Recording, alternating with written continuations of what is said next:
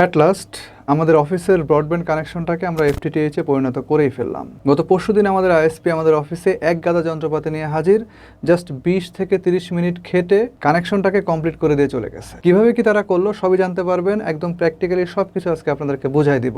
তার আগে চলেন আমরা একটু ব্ল্যাক অ্যান্ড হোয়াইট যুগটা দেখে আসি। আমরা এই সেম আইএসপির লাস্ট প্রায় 5 ইয়ার্স যাবত FTTC কানেকশনটা ব্যবহার করতেছি, অর্থাৎ ইথারনেট কেবল দিয়ে যে কানেকশনটা থাকে ওইটা। একদম শুরুর দিকে আসলে প্রয়োজনটা তুলনামূলকভাবে অনেক কম ছিল, বাট রাইট নাও আর নাইবা বললাম যেন তেন লাইন হলেও এখন চলে না, হইতে হবে কোয়ালিটিফুল। কন্টিনিউয়াসলি কিছু না কিছু ডাউনলোড করতে হয়, বিজনেসের পারপাজে প্রচুর পরিমাণ ভিডিও কলিং দরকার হয়, তার সাথে আরও আছে 24 আওয়ার সার্ভেলেন্স। গেমটাও যে একদম কম খেলা হয় সেটাও না। তাছাড়া আমাদের যে রিভিউ পারপাস অর্থাৎ ইন্টারনেট স্পিড টেস্ট, রাউটারের কোয়ালিটি টেস্ট, এগুলো তো আছেই।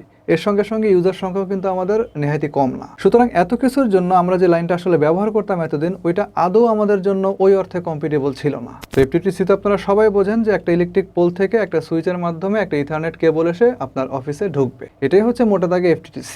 এখন আপনারা হয়তো ভাবতেছেন যে FTTH এর এই যুগে আমরা এতদিন পর্যন্ত কেন FTTC এর মতো একটা লাইন চালাইছি। মূলত আমরা যে লাইনটা চালাই সেটা সাইবার হার্ট নামের একটা আইএসপি কোম্পানির কাছ থেকে আমাদের নেওয়া। স্পিড বলেন অথবা ল্যাটেন্সি বলেন, এই ধরনের কোনো সমস্যায় আসলে আমরা ওই অর্থে কখনো ফিল করি নাই। দেয়ার quality of bandwidth was so good যে আমরা আসলে এই ধরনের কোনো সমস্যার মধ্যে আসলে কখনো পড়ি নাই, যার কারণে আমরা ফাইবার নিব বা FTTH আমাদের দরকার এই প্রয়োজনীয়তাটা কখনো আসলে ওই অর্থে ফিল করি নাই। এখন তারা তাদের লাইনগুলোকে চেঞ্জ করতেছে, তারা তাদের পুরো জিনিসগুলোকে ঢেলে সাজাচ্ছে, তারা তাদের FTTC যত লাইন ছিল সবগুলোকে FTTH এ কনভার্ট করতেছে এবং ধীরে ধীরে তারা এই বিষয়টার দিকে এগিয়ে যাচ্ছে। আসেন তাদেরই একজন প্রতিনিধির কাছ থেকে আমরা শুনি তাদের এই যে নিউ আপডেট এটার আদ্যপান্ত। আসসালামু আলাইকুম, আমি মোহাম্মদ মহসিন ইসলাম। আমাদের কোম্পানির নাম হচ্ছে সাইবার হার্ট আইএসপি, আমি ওইখানে ম্যানেজার হিসাবে আছি। তো আমরা এতদিন হচ্ছে যে আপনার এমসিতে ছিলাম, তো দেন এখন আমরা হচ্ছে যে এটাকে ওএলটি করছি পুরো নেটওয়ার্কটা জিপনের মাধ্যমে।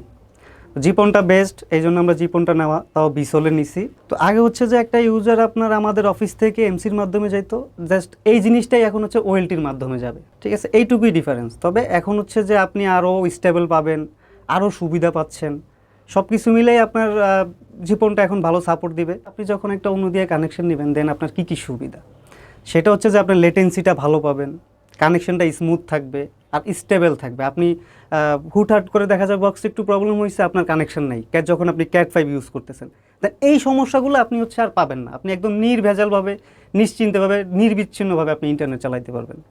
আপনার এই ধরনের কোনো সমস্যাই থাকবে না যখন আপনি ফাইবার একদম সরাসরি আপনার বাসা পর্যন্ত নেবেন।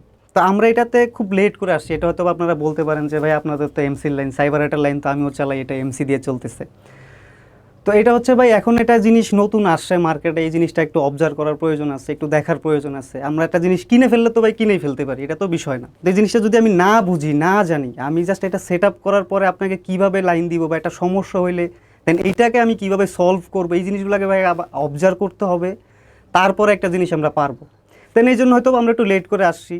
এমনও দেখা গেছে যে আমাদের পরে অনেক কোম্পানি আসে, অনেক ছোট কোম্পানি, তারাও দেখা যায় শুরুতেই ওয়েলটি করে বসে আছে। দেন আমরা এটাকে আগে অবজার্ভ করছি, দেন আমরা এটা নিয়ে কাজ করতেছি। এখন আমরা একটু লেটে আসছি কারণ আমরা চাই যে একটা ইউজারকে যখন আমরা একটা কানেকশন দিব, সে যেন এটা নিয়ে কমপ্লেন না করতে পারে। একটা কানেকশন দিয়ে আসবো, সে নিশ্চিন্তে চালাবে, বারবার কমপ্লেন করার কিছু নেই। এই জন্য আমরা একটু দেরিতেই আসছি, এই জন্য আমরা সব কিছু বুঝে তারপরে গিয়ে আমরা জীবনে হাত দিছি। ওয়েবসাইট আছে, আমাদের ওয়েবসাইট হচ্ছে আপনার cyberheartbd.com।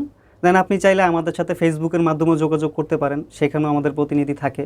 ওটা হচ্ছে আপনার facebook/cyberheartisp, এটা হচ্ছে ফেসবুক, কাফরুল প্লাস মিরপুর।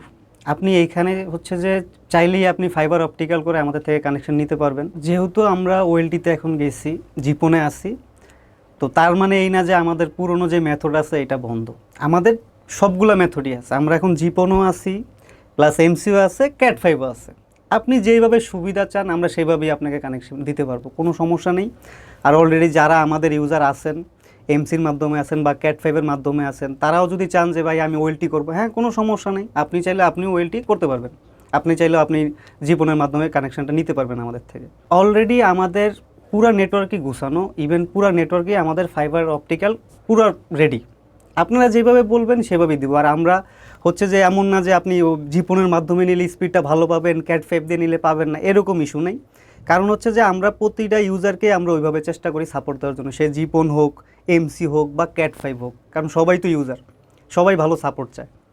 তো আপনি যের মাধ্যমেই নেন না কেন কোনোভাবেই সমস্যা নেই, আপনি ক্যাট 5 দিয়ে নিলেও স্পিড ভালো পাবেন, জিপনে নিলেও ভালো পাবেন, এমসি নিলেও ভালো পাবেন, শুধু জাস্ট মাধ্যমগুলো চেঞ্জ। আর হচ্ছে যে আরেকটা বড় ব্যাপার হচ্ছে যে দেখেন এখন আপনি একটা কানেকশন নিচ্ছেন, একটা কোম্পানি থেকে কানেকশন দিচ্ছে, অনেক সময় বলে যে আপনি ক্যাট 5 দিয়ে নিলে স্পিড পাবেন না, ফাইবার দিয়ে নিলে পাবেন, এই সেই। এগুলো তেমন কিছুই না, আপনি যেভাবেই নেন না কেন আপনাকে দেখতে হবে যে আপনি কি ডিভাইসগুলো ইউজ করতেছেন, এগুলো কতদিন পুরনো, এগুলো কিভাবে সাপোর্ট দিচ্ছে। সব সময় আমরা চেষ্টা করি প্রতিটা ইউজারকে আমরা নতুন নতুন সুইচ থেকে কানেকশন দেওয়ার জন্য, যাতে করে সে স্পিডটা ভালো পায় আর সুইচের কারণে যাতে তার কোনো অসুবিধা না হয়। তো আমরা নেটওয়ার্কের প্রতিটা জায়গাতে আমরা সব নতুন নতুন জিনিস ইউজ করি, আমরা কোনো পুরনো প্রোডাক্ট ইউজ করি না, যার কারণে আপনি ক্যাট 5 দিয়ে নিলেও আপনি ভালো স্পিড পাবেন। তো আজকে হচ্ছে আমরা মাজার ভাইদের টিএসপির অফিসে আসলাম। তো মাজার ভাই আমাদের কানেকশন ইউজ করে দীর্ঘদিন যাবত। তো ওনারা পুরানো মেথডে ছিল, এতদিন এমসির মাধ্যমে ছিল। তো মাজার ভাই অনেক সময় প্রতি ভিডিওতেই দেখা যায় যে অনু নিয়ে সে খুব ভালো ভালো কথা বলে, জীবন করলে এটা, জীবন করলে এই। তো দেন আজকে আমরা যেহেতু নতুন প্রযুক্তিতে গেছি, এই জন্য আমরা মাজার ভাইদেরকে জীবনের মাধ্যমে একদম কানেক্টিভিটি করে দিচ্ছি। তো কিভাবে কানেকশনটা কি করলাম না করলাম যাই করছি, এখন এটা হচ্ছে যে আপনাদেরকে মাজার ভাই আরও ভালো করে বুঝাবে। আজকে এই পর্যন্তই, আমি বিদায় নিলাম, আল্লাহ হাফেজ। সবই তো শুনলেন তার মুখে। সো আমাদেরও একটা সুযোগ আসছে যে তাদের সঙ্গে সঙ্গে আমাদের নিজেদের লাইনটাকেও আপডেট করে নেওয়ার। বেসিক্যালি চাচ্ছিলাম প্রযুক্তির সঙ্গে থাকতে। অ্যান্ড আপনাদেরও আসলে দীর্ঘদিন যাবত একটা চাহিদা ছিল যে কিভাবে আসলে একটা বাসায় FTTH এর মাধ্যমে লাইন নেওয়া হয়, সেই জিনিসটা প্র্যাকটিক্যালি দেখার। তো চলেন আমরা সামনের দিকে আগাই। লাইনটা দেওয়ার জন্য আমাদের বেশ কয়েকটা কম্পোনেন্টের দরকার হবে। তার মধ্যে প্রথমে যেটা আসবে সেটা হচ্ছে টিজে বক্স। এটা হচ্ছে একটা টিজে বক্স, এর মানে হচ্ছে টার্মিনাল জয়েন্ট। এই বক্সের মাধ্যমেই মূলত আসলে ফাইবার অপটিক প্যাচ কর্ড এবং মূল যে ফাইবারের কেবলটা থাকে এটাকে জয়েন করা হয়। কেন জয়েন করা হয়, কি বিষয় আসে, এই ব্যাপারে আমি একটু পরে আসতেছি। সেকেন্ড যেটা লাগবে সেটা হচ্ছে একটা ফাইবার অপটিক প্যাচ কর্ড।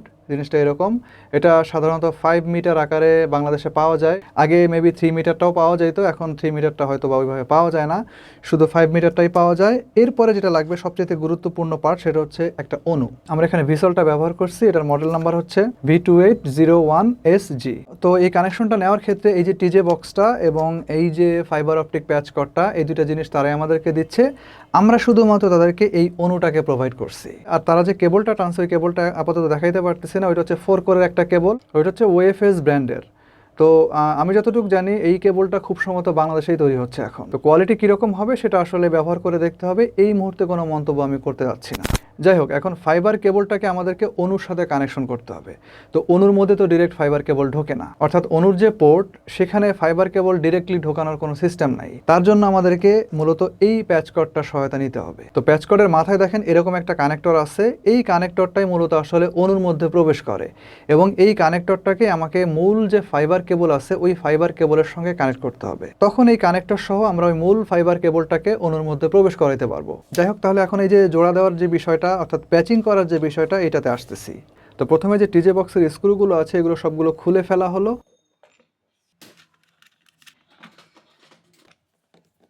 দেন যেটা করা হচ্ছে এখন সেটা হচ্ছে মূল ফাইবার কেবলের আউটার যে জ্যাকেটটা আছে এটাকে কেটে সেখান থেকে কোর বের করা হচ্ছে। যেহেতু আমাদের এটা একটা 4 কোরের কেবল আর এখানকার একটা কোরই আমরা কেবলমাত্র ব্যবহার করব, সুতরাং তারা ফাইবারের যে কোরটাকে ওই পাশে ব্যবহার করছে অর্থাৎ স্প্লিটারের এন্ডে, সেই কোরেরই অপর প্রান্ত এই পাশে জোড়া লাগানোর কাজে ব্যবহার করতে হবে।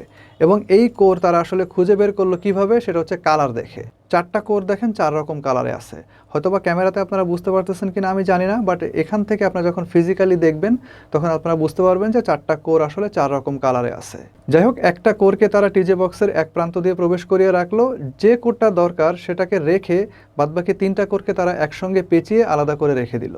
এবার এই কেবলটাকে টিজে বক্সের সঙ্গে টাইট করে আটকে দেওয়া হচ্ছে। দেন ফাইবার অপটিক প্যাচ কর্ডের একটা মাথা কেটে কানেক্টরকে ফেলে দিয়ে সেটাকে টিজে বক্সের অপর প্রান্ত দিয়ে প্রবেশ করিয়ে রাখলো। এবার ফাইবার অপটিক প্যাচ কর্ডের ইয়েলো কালারের যে আউটার জ্যাকেট সেটাকে কেটে কোর বের করে নিয়ে আসা হলো। অ্যান্ড একটা গ্লাসের মতো নল টাইপের জিনিসের ভেতর দিয়ে দেখেন কোরটাকে ঢুকিয়ে রাখা হলো। এই জিনিসটার ব্যাপারে আমি একটু পরে আসতেছি।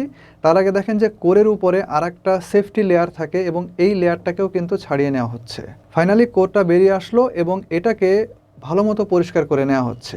কোরের চারপাশে ঘন জেলির মতো এক প্রকার লিকুইড থাকে যেটা বাহ্যিক যে কোনো আঘাত থেকে একদম ফাইনাল প্রোটেকশন হিসাবে কাজ করে।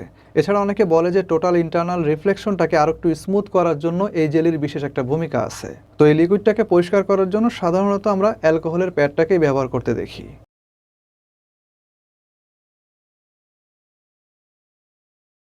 যাই হোক, কোরের মাথাকে একটা ক্লিন কাটিং দেওয়া হচ্ছে এখন, এটাকে বলা হয় ক্লিভারিং। এবং ক্লিভারিং শেষ হলে মূল ফাইবারের সঙ্গে জোড়া লাগানোর জন্য এটাকে স্প্লাইসিং মেশিনের নিচের কম্পার্টমেন্টের হোল্ডারের মধ্যে বসিয়ে রাখা হচ্ছে। এবার আগের মতোই আমাদের মূল ফাইবারের কোরের উপরকার লিকুইডটাকেও দেখেন অ্যালকোহল প্যাড দিয়ে পরিষ্কার করা হচ্ছে আগের মতোই। পরে আগের মতোই ক্লিন কাটিংয়ের জন্য ক্লিভারিং করা হচ্ছে, দেন সেটাকে স্প্লাইসিং মেশিনের অপর পাশে সেট করা হচ্ছে। এবার কোর দুইটার মধ্যে জোড়া দেওয়ার বিষয়টা কমপ্লিট করা হচ্ছে, এটাকে বলা হয় ফিউশনিং বা একীভূতকরণ। আর স্প্লাইসিং মেশিনের ডিসপ্লেতে টোটাল প্রসিডিউরটাই আসলে অ্যানিমেশন আকারে দেখতে পাওয়া যায়। ফিউশনিং কমপ্লিট হয়ে যাওয়ার পরে কতটুকু স্প্লাইসিং লস হলো বা আদৌ হলো কিনা সেটা ডিসপ্লেতে দেখা যায়। আমাদের এই স্প্লাইসিংটা একদম অ্যাকুরেট ছিল, যার ফলে লস দেখেন 0 dBm শো করতেছে। এবার ওই যে গ্লাসের মতো নল টাইপের একটা জিনিসের কথা বলতেছিলাম, যেটা জোড়া লাগানোর আগেই ঢুকায় রাখা হয়েছিল, সেটাকে এবার এই কোর দুইটা যেখানে জোড়া লাগানো হয়েছে সেই জায়গাতে রেখে স্প্লাইসিং মেশিনের মধ্যে বসিয়ে হিট দেওয়া হচ্ছে। ফলে সেটা শক্তভাবে আসলে ওই কোর দুইটার উপরে জড়িয়ে যাবে। অর্থাৎ মূলত জোড়া দেওয়ার যে জায়গাটা ওইটাকে সংরক্ষণ করার জন্যই, অর্থাৎ যেন জোড়াটা ছুটে না যায় পুনরায়, সেটা নিশ্চিত করার জন্য মূলত ছোট গ্লাসের মতো এই বস্তুটাকে ব্যবহার করা হয়। এটাকে বলা হয় স্লিপার। এবার স্লিপারকে টিজে বক্সের মধ্যে সেট করার পালা, এবং সেটা এখন করা হচ্ছে দেখেন। এবং কোরগুলোকে গোল করে করে ঘুরিয়ে সাজিয়ে রাখা হচ্ছে যেন আলোটা ঠিকভাবে রিফ্লেক্ট হয়ে সঠিকভাবে চলাচল করতে পারে। এরপরে টিজে বক্সটাকে পুনরায় স্ক্রু দিয়ে আটকে দেওয়া হলো। জব কিন্তু অলমোস্ট ডান। এবার জাস্ট অনুটাকে ফাইবার অপটিক প্যাচ কর্ডের অপর মাথায় কানেক্ট করলাম, সেই সঙ্গে অনুটাকে পাওয়ার দেওয়া হলো। দেন ওয়েলটির সঙ্গে সেটাকে লিঙ্ক করিয়ে দিতে হবে, যেহেতু আমাদের সার্ভারটা অর্থাৎ আইএসপির সার্ভারটা নিরাপত্তার জন্য ভিল্যান অর্থাৎ ভার্চুয়াল ল্যান করা আছে। লিঙ্কটা হয়ে যাওয়ার পরে আমাদের যে কানেকশন স্ট্যাটাস সেটা শো করতেছে। এখানে লস মানে আসলে ডিবি লস যেটা, সেটা হচ্ছে -17.3 dBm শো করতেছে, which is I think pretty much cool. And this is an absolute success of the connection. At last যে অবস্থাটা দাঁড়ালো এখন সেটা অনেকটা দেখতে আপাতত এরকম। আমরা এভাবে আপাতত রেখে দিচ্ছি, পরে সময় সুযোগ মতো ঠিকঠাক করে নেব। তো ভিউয়ার্স, আসলে এভাবে একটা কানেকশনকে দেওয়া হয় FTTH এর ক্ষেত্রে। তো আপনারা যারা FTTH লাইন নেবেন অথবা নেওয়ার কথা চিন্তা ভাবনা করতেছেন, তাদের সাথে ওই জিনিসটা ঘটবে।